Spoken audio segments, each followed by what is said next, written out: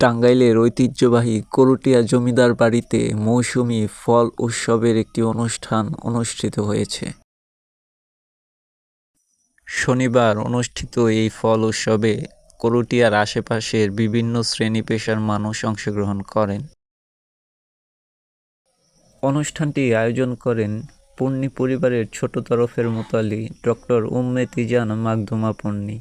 অনুষ্ঠানে উপস্থিত ছিলেন পন্নী পরিবারের বড় জামাতা মশিউর রহমান, পন্নী পরিবারের ছোট মেয়ে দৈনিক দেশের পত্রের সম্পাদক রুফায়দা পন্নী ও তার স্বামী হেজবুত তৌহিদের এমাম হোসেন মোহাম্মদ সেলিম।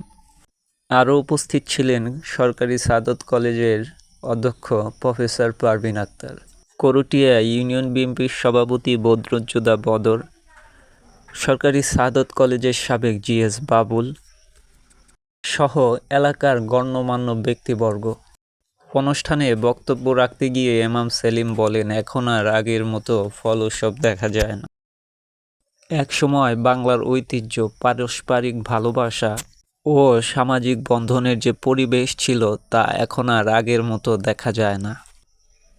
তিনি বলেন, আমরা চেষ্টা করেছি করটিয়ার মানুষজনকে একত্রে করে এমন একটি পরিবেশ সৃষ্টি করার। তিনি আরও বলেন, সামাজিক সম্প্রীতি, পারস্পরিক বন্ধন সুদৃঢ় করতে এই ধরনের আয়োজন আরও হওয়া প্রয়োজন।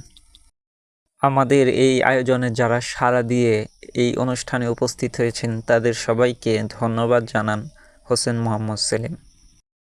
অনুষ্ঠানে উপস্থিত করটিয়ার বিশিষ্ট ব্যক্তিবর্গ এমন অনুষ্ঠানকে স্বাগত জানান।